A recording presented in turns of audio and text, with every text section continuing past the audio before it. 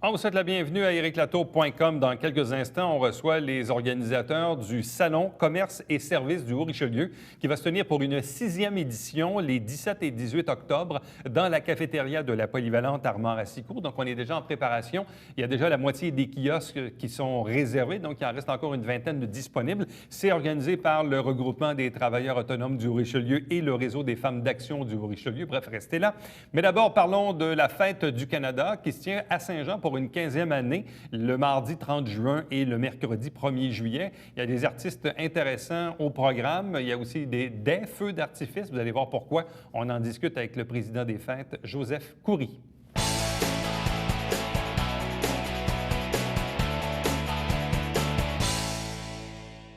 Quand on commence à parler des festivités, de la fête nationale, de la fête du Canada, c'est signe que l'été approche. On est au moment du lancement, des dévoilements de programmation. Parlons donc aujourd'hui de la fête du Canada, les 30 juin et 1er juillet sur la rue du Quai à Saint-Jean-sur-Richelieu. Avec nous pour en parler, le président des festivités, Joseph Coury. Bonsoir et bienvenue. Mais bonsoir. Vous ne lâchez pas, donc... La question, tout d'abord, je voudrais annoncer que je suis toujours fier d'être avec un journaliste comme Éric Latour. Merci, merci. Et je ne regretterai pas ça. Deuxièmement, les activités auront lieu au parc Jerry Boulet. Hein, ça ne sera pas à la rue du Quai? C'est un retour Expliquez-nous qu'est-ce qui s'est passé. à nos amours, comme on dit. Qu'est-ce qui s'est passé? Bien, il s'est passé, l'hôtel de ville, les conseillers, le maire ont pris, comme d'habitude, une décision sage. Je pensais que le lieu... Et on retourne à nos anciens amours. Fait que ça ne sera pas sur la rue du Quai cette année? Non, c'est le parc Jerry Boulet. Ça, je pense Dans que ça toute vous êtes son content, immensité. Hein? Vous, la rue du Quai, vous n'aimiez pas ça? La question, c'est pas qu'on n'aimait pas ça, mais nous, notre fête, c'est une fête familiale, c'est une fête pour les enfants. Et jouer sur la pelouse, c'est complètement différent que jouer sur l'asphalte. Et on était serrés. C'est vrai, il y avait l'aspect du feu d'artifice, pyrotechnie, mais on a des événements majeurs qui dépassent actuellement l'aspect rivière. Cependant, nonobstant qu'on retourne à la rivière pour faire le feu d'artifice. C'est un beau coin. On ne dirait pas ça, que ce n'est pas un beau coin, mais quand on va aller chercher dans un événement qui est devenu si important, on a besoin de l'espace et vivre une fête en famille. Et le parc Jerry Boulet, donc, est maintenant prêt à accueillir ce genre d'événement. Parce que les discussions qu'on avait eues avec les gens des loisirs, on se questionnait, on pensait qu'on devait faire une 2e année sur la rue du Quai avant de retourner au parc Jerry Boulet. Oui, tout le monde a bien travaillé et je pense qu'ils sont arrivés à un consensus qui ne nous concerne pas et on est retourné au parc Jerry Boulet. Mardi 30 juin, ça commence comment? Bien, ça commence, comme d'habitude, la fête débutera pour son 15e anniversaire et surtout pour célébrer le 70e anniversaire de la fin de la Deuxième Guerre mondiale et le 50e anniversaire du drapeau canadien. Donc, on fête 3 anniversaires dans une fête. Elle va démarrer dans l'ensemble avec une programmation vraiment haute en couleurs. On a dépassé l'imagination pour programmer et concocter cette programmation. Il va y avoir toujours, dès le matin aussi, pour les enfants, les jeux gonflables, il faut qu'ils soient là. Et même nos artisans seront au rendez-vous aussi, sous le grand chapiteau, pour prévaloir et présenter leur savoir-faire. C'est une fête, comme je dis, artisanale, pas seulement de la musique, de la chanson, on a beaucoup d'autres choses à l'intérieur de cette fête. Après, c'est sûr, on va commencer, comme à l'habitude, on retourne à nos anciens amours et qui sont toujours avec nous. J'ai parlé du Cirque Minimaxi avec Michel Laure, qui ont pas été fait une performance exceptionnelle cette année dans leur rencontre annuelle. Ils vont venir chez nous pour aussi présenter un spectacle devant la population qui va être présent pour les regarder. C'est sûr, on va aussi retrouver les danseurs-danseuses de l'école de danse Maureen McDonald qui vont présenter des shows comme ils nous ont habitués à faire, quelque chose d'exceptionnel. Moi, j'aime beaucoup cette troupe et je sais qu'à Saint-Jean, il y en a pas mal. Là. On aimerait bien qu'ils nous contactent pour venir aussi participer à nos activités. Donc, avec Maureen et sa troupe, ils vont nous présenter des shows exceptionnels comme d'habitude. Après, c'est sûr, il y aura l'ouverture officielle.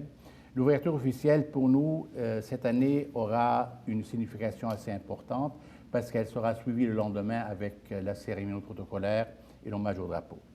Mais on va faire la cérémonie, on va annoncer que la fête commence Après, on retourne aussi à une belle expérience de l'année dernière qui était avec la troupe La Jarry qui sont venus de France. Et j'aimerais bien annoncer à la population que cette troupe fera cette année la francophonie de Montréal et 3-4 villes des États-Unis. Bon. Et pour clore cette journée du mardi 30 juin, vous nous arrivez avec un ex-académicien, en fait, celui qui a remporté le dernier Star Academy. Le premier. Qui est la 5e édition, la dernière, là. C'est avant la voix, là. Le grand rocker québécois, et j'ai nommé Jean-Marc Couture. Donc, Jean-Marc Couture, le mardi 30 juin, ça commence qu'aux alentours de 22 heures au Parc Jerry-Boulet. Mais avant de commencer avec Jean-Marc Couture, il y a un événement extrêmement important qu'on va annoncer à la population. Et j'espère prendre le temps pour bien décortiquer cet événement. On n'aura pas seulement le feu d'artifice du premier, on aura aussi le spectacle de pyrotechnie en musique et en chanson. Là, on s'est lancé un petit peu en profondeur de la réalité actuelle du Canada, du Québec, de la population et du monde. Donc, oui, il y aura un deuxième jeu avec des feux d'artifice, mais en narration, en musique et en chanson, qui se fera. Les discussions se font actuellement. On a eu les feux verts de la ville, du maire et des conseillers, de présenter ce programme. Ça va être en narration pour présenter c'est quoi la technologie, c'est quoi le Canada, c'est quoi le Québec, qu'est-ce qu'on est capable de donner, qu'est-ce qui se passe dans le monde. Ça veut dire le message est clair, il faut que les gens se serrent le coude, il faut que les gens savent et soient au courant de ce qui se passe dans le monde pour reconnaître que nous sommes ici et ce que nous vivons ici. Et ce spectacle pyrotechnique, donc avec narration, musique et tout ça, ça va se tenir quelle journée, celui-là? Ça va être le 30. Ça va durer au moins 30 minutes. À quel moment qu'on le présente? Entre la Jarry et Jean-Marc Couture. Donc, aux alentours de 21h30, à peu près. 21h45. Donc, 21h45, spectacle pyrotechnique, donc avec musique et narration. Des chansons. Avant le spectacle de couture. Et on le commence avec le Haut-Canada de l'Orchestre symphonique d'Edmonton. Bon. Le lendemain, le mercredi 1er juillet, évidemment, c'est un jour férié. Ça commence un peu plus tôt, je présume, les activités? On commence le matin à 10h, 9h le matin. Mais nonobstant que le 30, il y a toujours des artisans qui sont sous le chapiteau. Donc, le lendemain, on fera la même chose. On va passer avec les artisans et avec les jeux gonflables pour les enfants, parce que pour nous, c'est primordial, ça. C'est un aspect extrêmement important. Et tout va continuer, les gens vont continuer à venir avec les enfants, parce que c'est une réussite totale, et c'est le but de la fête. Donc, ce qu'on fait, on va retourner à notre défi sportif pour faire les 2,5, 5 et 10 kilomètres. Et on a une participation extrêmement intéressante que les gens ils vont gagner aussi. C'est sûr, il y a des médailles qui seront distribuées après.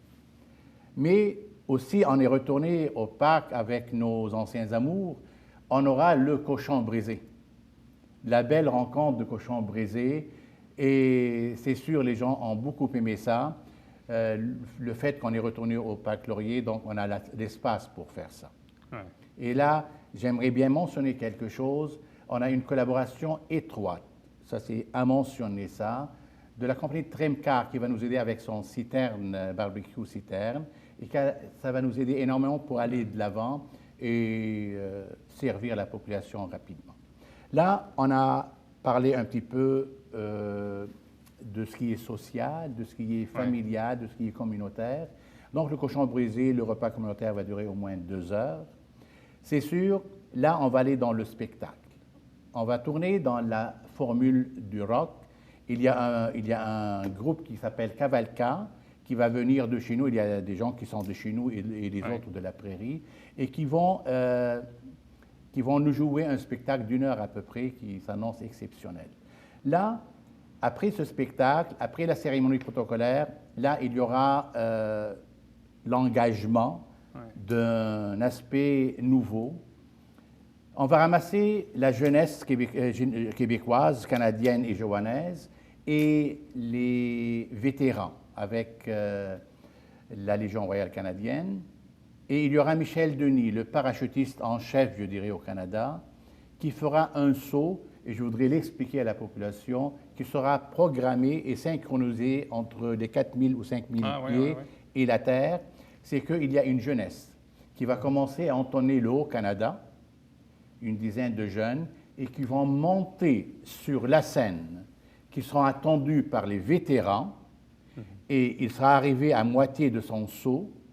Et après, les deux générations vont entonner pour la deuxième fois le Haut-Canada et ils termineront ça en touchant le sol. Et à partir de 19h30, on reprend la partie spectacle. Donc, il y a quand même deux... Il y a le gâteau. Il y a le gâteau. Il y a le gâteau ouais. de la fête, là, qui est un moment important aussi pour la population. Après, c'est sûr, il y a les groupes de musique de chez nous. On aura deux groupes de chez nous, le Ninth Floor et l'Antidote, qui vont venir nous présenter des shows comme à l'habitude. En plus de ça, c'est sûr, on va aller dans la première partie, où le premier grand show de la soirée, et sera nul autre que Alpha Rococo, qui vont présenter un show comme à l'habitude, pour aller se diriger vers le feu d'artifice sur le bord de la rivière, et qui s'annonce, d'après mes artificiers, exceptionnel parce qu'ils vivent des moments impressionnants et émotifs avec nous. J'ai dit tant mieux. Donc, après le feu d'artifice, on a essayé de faire une rétrospective. On a analysé les 15 dernières années parce que nous fêtons le 15e anniversaire. Et avec les 15 dernières années, le meilleur de ces 15 dernières années, tous étaient meilleurs, mais celui qui a dépassé les limites et l'imagination de nos attentes, c'était nul autre que Caïn, le groupe Caïn, et c'est le groupe Caïn qui sera de retour chez nous à Saint-Jean-sur-Richelieu pour fêter le 15e anniversaire. Pour terminer, donc, le mercredi 1er juillet, à compter de 22h, spectacle de clôture avec Caïn. 22h10 à peu près, c'est un spectacle immense avec Caïn. D'ailleurs, il sera chez nous à la conférence de presse là, aujourd'hui. Bon. C'est une grosse organisation, c'est beaucoup de bénévoles également. Là.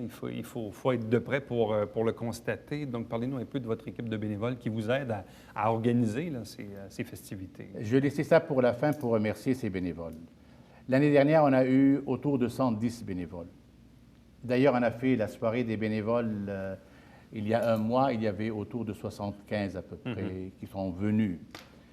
Et ça, pour nous, c'est un élément majeur, c'est la réussite de la fête. Par exemple, nous avons les bénévoles de la coopération jeunesse et emploi depuis 13 ans. Une quinzaine à 20 personnes jeunes là, qui s'occupent des enfants. Et pour nous, c'est une fierté absolue de les avoir, s'occuper des enfants. Il y a aussi l'engagement des comités, des membres du comité qui se donnent cœur et âme.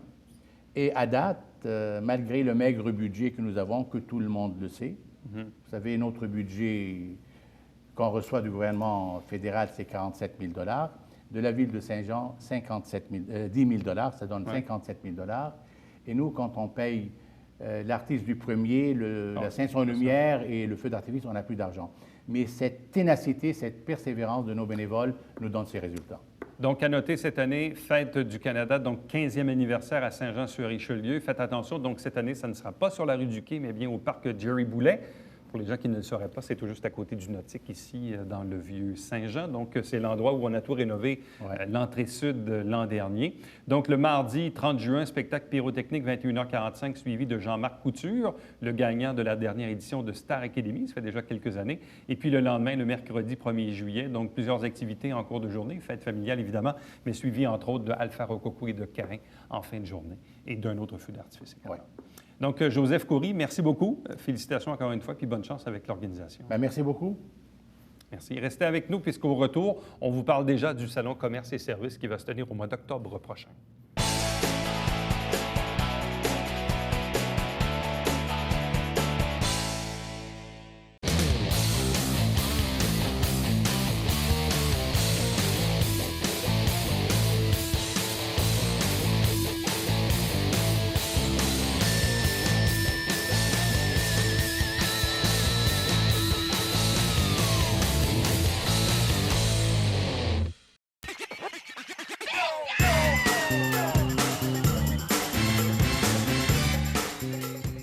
Divertir dans le confort de votre foyer. Télébingo, TVHR, tous les dimanches matins, 9h30, avec votre meneur de jeu, Alain Rameau. C'est un rendez-vous.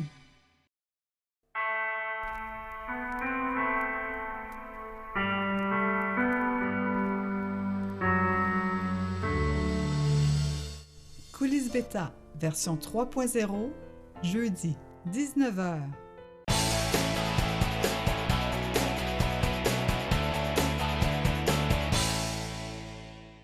L'été n'est pas officiellement commencé qu'on vous parle déjà de l'automne.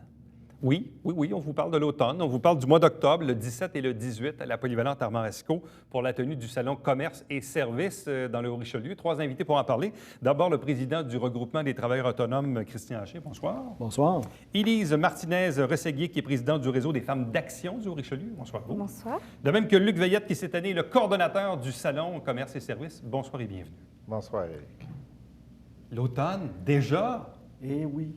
Mais vous, évidemment, c'est important parce que pour vos organismes respectifs et l'organisation du salon, c'est important d'en parler maintenant parce que vous êtes dans les préparatifs. Exactement. Préparatif, c'est un peu comme dans tout. Hein. Quand tu prépares un événement de cette ampleur-là, il faut que tu te prépares une couple de mois d'avance. Dans notre cas, on a commencé déjà là, quelques mois. À la fin du dernier salon, on a commencé déjà à planifier celui qu'on fait pour le mois d'octobre 2015. Bon, ça sera la quatrième édition? Ça va être la 6e édition. Déjà la 6e. Eh oui. Donc, visiblement, après 5 expériences, il y a encore pour vous un intérêt de la part du Regroupement des travailleurs autonomes à être associé à cet événement-là, à continuer de le tenir. Donc, il y a une importance pour vos membres là-dessus. Une très grande importance, c'est une façon de faire connaître nos membres, c'est la première des choses, et aussi de les faire connaître du grand public. Les faire connaître, oui, dans le monde des affaires, c'est important, mais du grand public aussi. Parce que travailleur autonome, il ne faut pas oublier que c'est la personne qui réside à côté de chez toi, peut-être, qui fait la comptabilité ou qui fait des cartes d'affaires, des articles promotionnels, enfin. Mm-hmm. C'est un peu dans tous les domaines qu'on est, les travailleurs autonomes. Donc, c'est une fenêtre de visibilité qui est importante pour vos membres. Exactement. Et surtout aussi l'achat local, l'achat auprès des gens qui sont dans la région. Ça, c'est quand même très important. Bon, le réseau de femmes d'action est impliqué aussi dans le salon depuis fort longtemps. Quelle est l'importance pour vos membres également d'être associés à l'événement? Ben, c'est au niveau de cet engagement qui est très important, puisque ce sont quand même des femmes qui ont beaucoup de volonté et qui veulent se manifester aussi en tant que femmes d'affaires, mais aussi en tant que femmes engagées dans la communauté. Donc, il est très important pour nous de participer. Et puis, nous travaillons donc en collaboration avec le regroupement des travailleurs autonomes afin justement de pouvoir développer cet aspect-là. Monsieur Veillette, comment se porte l'organisation? On est à la fin mai, presque début juin. Combien avez-vous de kiosques de réservés à ce moment-ci? Près de la moitié. Près de la moitié de bouquets? Près de la moitié. Comme Christian disait, on est à notre 6e édition. Tous les années, on essaie d'améliorer le produit. Tous les années, on essaie d'avoir une meilleure réponse. Alors, on fait des améliorations. L'année passée, on avait 32 kiosques. Cette année, on va en avoir 43.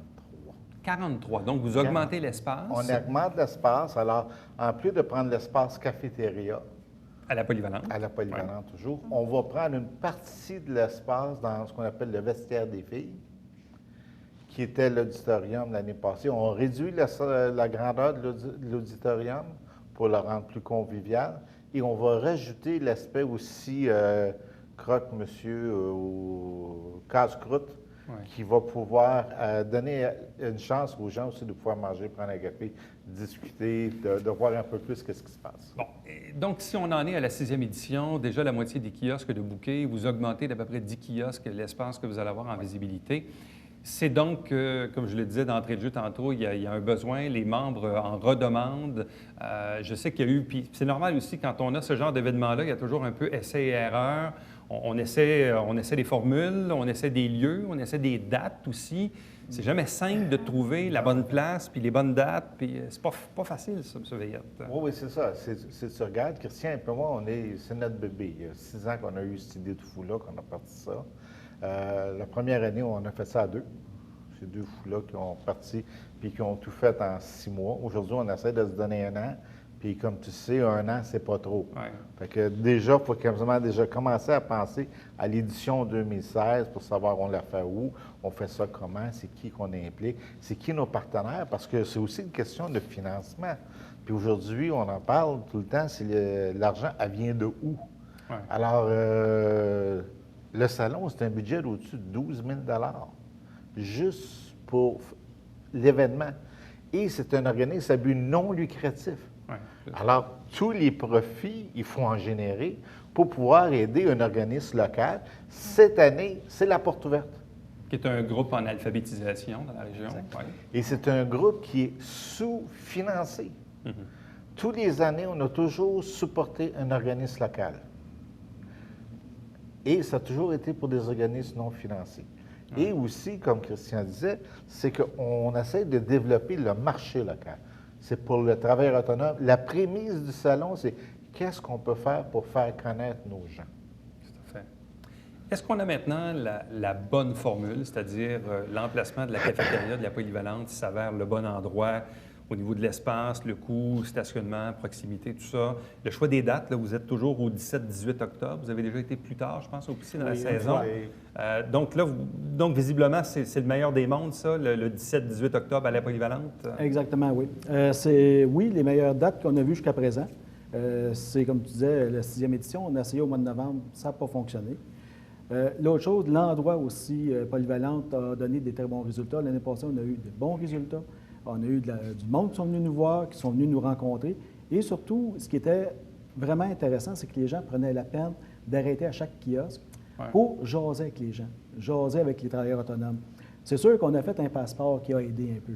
Le passeport, les gens le remplissent, répondent à des questions, c'est-à-dire qu'il faut qu'ils posent aux exposants, c'est-à-dire aux travailleurs autonomes, une question pour avoir la bonne réponse.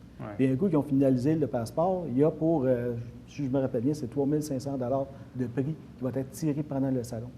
Oui, parce que ça, c'est plus profitable. C'est bien beau de tenir un salon, mais si les gens passent devant le kiosque, ça ne donne absolument rien. Exactement. Il faut que les gens prennent le temps de s'arrêter et de jaser un peu. Là. Puis le passeport a aidé justement à faire arrêter les gens. Puis un coup qu'il a posé une question, mais là, il en posait une deuxième, une troisième, puis bien des fois, écoute, il faisait 1 heure et demie facilement dans le salon. Élise peut en témoigner, elle était exposante elle aussi l'année passée et c'était vraiment intéressant. Les gens ont aimé ça. Parlez-nous justement du contact que vous aviez, vous, l'exemple, prenons votre exemple l'an dernier, vous aviez le kiosque. Là, quand les gens ils venaient vous voir, là, c'est quoi le contact qui s'établit avec le client? C'est quoi les questions qu'ils vous posent? C'est quoi les échanges que vous avez avec les gens? Bien, disons qu'au début, ils viennent comme ça pour chercher la réponse à la question, pour participer. Puis en fait, de fil en aiguille, ils commencent à poser des questions sur l'activité, comment on fait les choses, comment on en est venu là. Et c'est là où va s'enchaîner, c'est justement cette interaction que l'on va avoir avec les personnes. Et bien souvent, on les retrouve après le salon, puisque du coup, ils viennent nous voir pour justement faire la prolongation de ce qu'on a discuté lors du salon. C'est un beau moyen de se faire connaître et de se faire valoir justement, et de faire valoir notre savoir-faire aussi en proposant nos services. Pour celles et ceux qui veulent, qui nous écoutent en ce moment, qui veulent réserver un kiosque, là, il y en a encore donc la moitié à peu près de disponibles, donc à peu près quoi, une vingtaine? Là? À peu près. À peu près une vingtaine.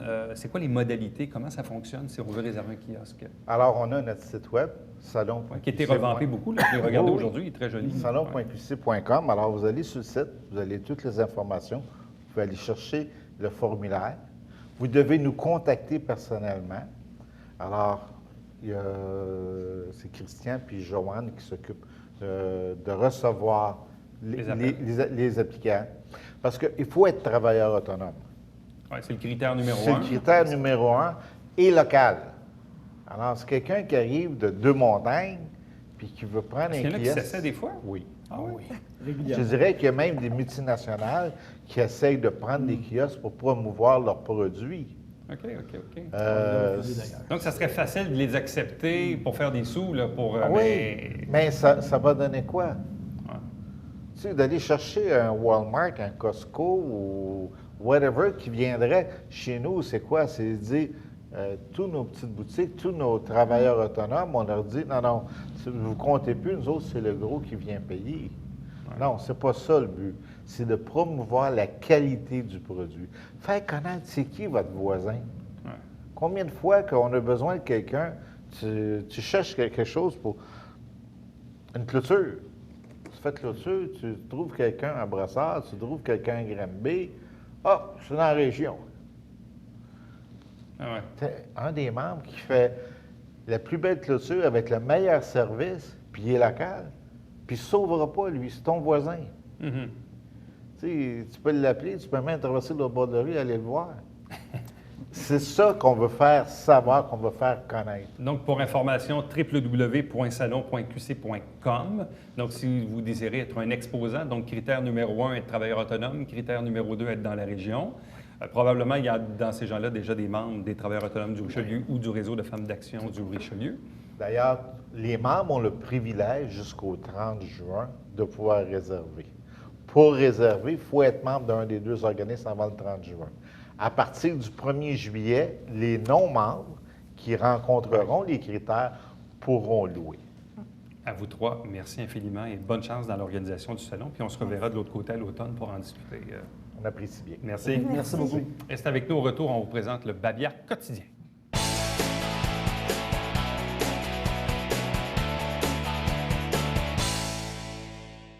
On va procéder au vernissage jeudi, mais ça va être en vigueur du 4 au 27 juin au 191 rue Richelieu chez Action Art Actuel, des mailles et des mots par Nicole Panton, qu'on a d'ailleurs reçu ici même en entrevue il y a quelques semaines.